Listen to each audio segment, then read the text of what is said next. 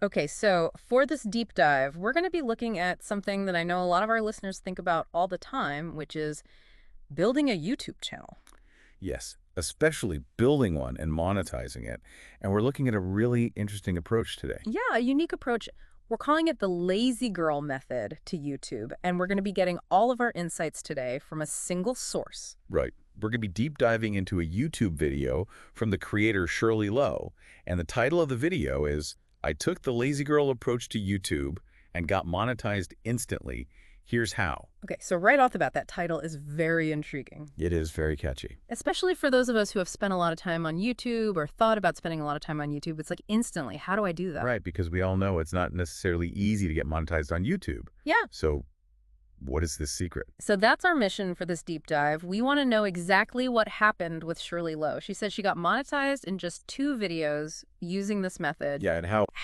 How did she do it, and what can we learn from her experience and apply to our own YouTube journeys? Right. Even if we're not necessarily going for that lazy girl approach, there are still probably good takeaways there for anyone who wants to grow their channel. Yeah, exactly. And especially since the advice you always hear is you just got to get content out there. Yes. You got to post every week no matter what. Yes, quantity over quality. Right. So we're going to see if that's actually true because clearly Shirley Lowe is saying maybe not.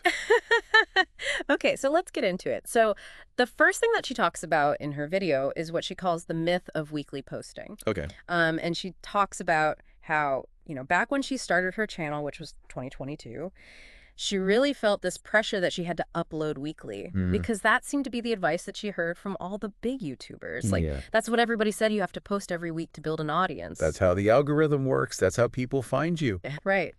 And so she was really trying to do that, but then she had this realization, and it's such a powerful one.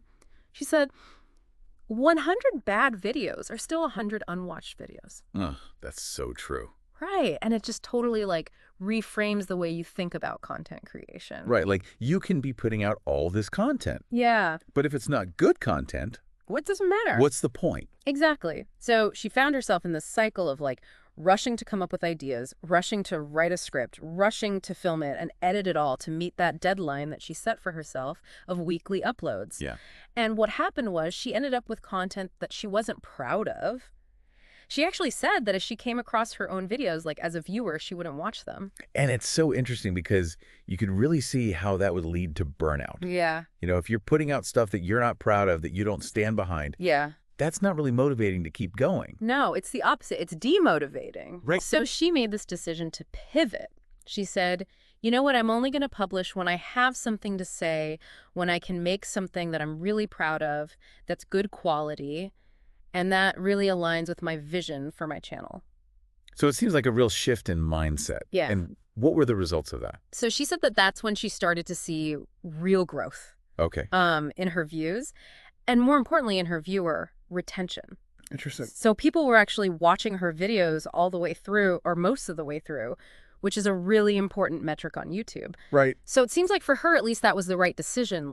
Focus on quality, even if it means you're not uploading as often. So this is a big takeaway, I think, for anyone listening is, consistency is important, of course, but it has to be a consistency that you can maintain, Yeah. you can actually keep up with.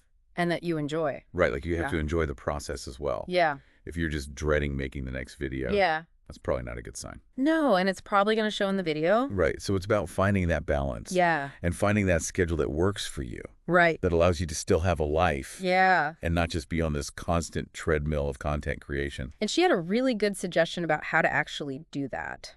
Okay. Batching. Batching. Okay. So instead of, thinking, okay, I have to write a script this week, she would write 2 scripts at once. Okay. And so then she'd be ahead of schedule. Okay. So there wasn't that looming deadline over her head all the time. Yeah. So that kind of removes the pressure a little bit. Yes. And then you could even take that a step further and do batch filming. Right. So if you're going to film something, why not film 2 videos while you're at it? Exactly. And then you're really ahead of schedule. So you have those breaks in between Yeah, where you're not feeling like you're constantly having to create content.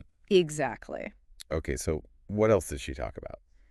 So another thing she talked about that's interesting is equipment. And this is another area where she kind of deviates from that typical advice you hear on YouTube. Yeah. What's the typical advice? Well, the typical advice is just start with your phone. Right. You don't need to invest a bunch of money in fancy cameras. Yeah, Just start with what you have. exactly. And that is valid advice to a certain extent. Mm-hmm. But she makes a good point Yeah. that while you don't need to go out and spend thousands of dollars on a camera when you're first starting out, Yeah. it might be worth investing in something a little bit better than your phone just to give your videos that more professional look. Yeah. She makes the example of like a blurry video. Right. Would you rather watch something that's clear and crisp or something that's kind of blurry? Right. Like, how engaging is that? Yeah. And the thing is, you don't even realize how much that affects your viewing experience Right. until you see a video that's really high quality. Right. And then you go back to watching something that's blurry and you're like, oh, I can't even focus on this. Totally. And the other thing she talked about was what she called like the manifestation aspect Oh, interesting. of investing in a camera. So she bought a camera, like a real camera, Okay. before she was even monetized. Okay.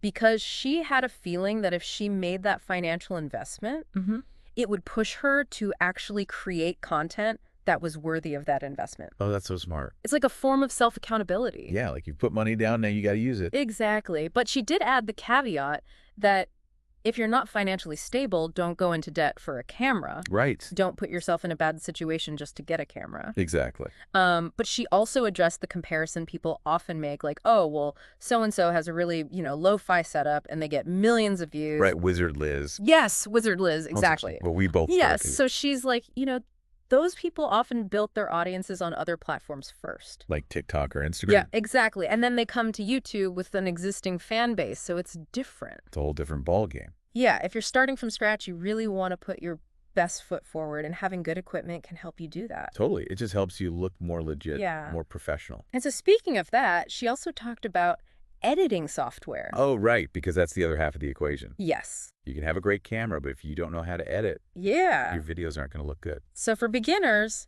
she recommends iMovie. iMovie's great. It's free. It's easy to use, Easy to learn. but as you get better at editing and maybe want to do more complicated things like animations and transitions and things like that, Which you probably will as you keep going. yeah, iMovie can become a little bit limiting. Mm-hmm. So her suggestion then is to upgrade to CapCut. Okay.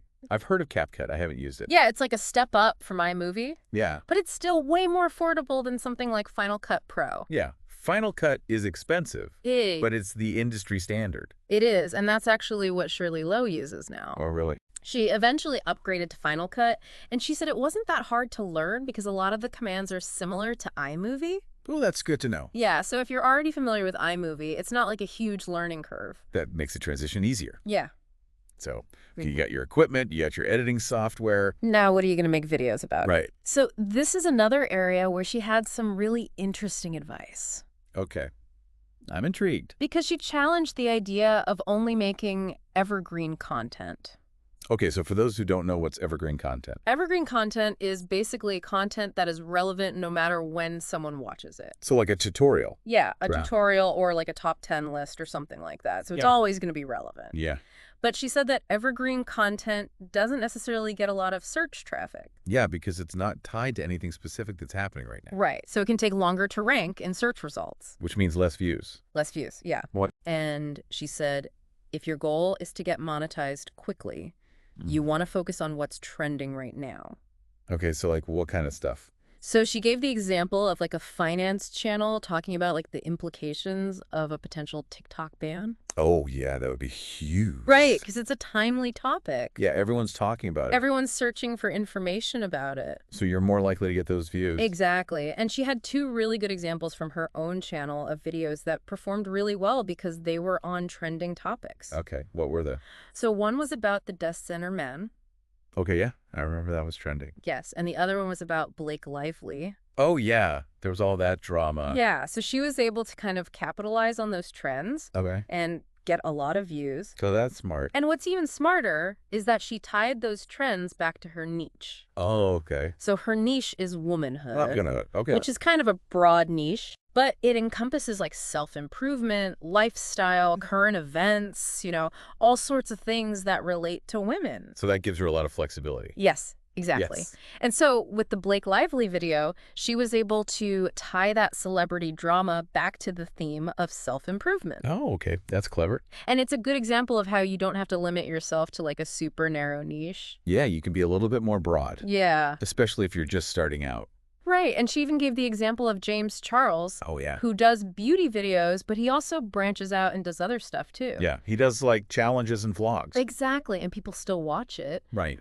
because they like him. They connect with him as a person. Exactly. Yeah. So her advice on this is to choose topics that you actually enjoy, Yeah. that you could talk about for hours. Because that passion will come through in your videos. Yes. So that's a good tip. Yeah. So moving on, she talked about the vibe of your videos Okay. and how editing can play a role in that. Yeah. So she's a big believer in showing your personality on camera. Right, like being authentic. Yeah. But that can be hard, It is hard. especially if you're not used to being on camera. Yeah, or if English isn't your first language. Yeah, which is the case for Shirley Lowe.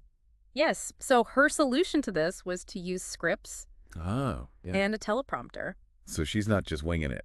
No, she writes out her scripts word for word, Okay. and she actually recommends reading the sentences out loud as you write them Oh, that's a good tip. to make sure that they sound natural. Right, because sometimes when you write something, it sounds good on paper, but then you say it out loud, and it's like, Yeah, that doesn't sound right.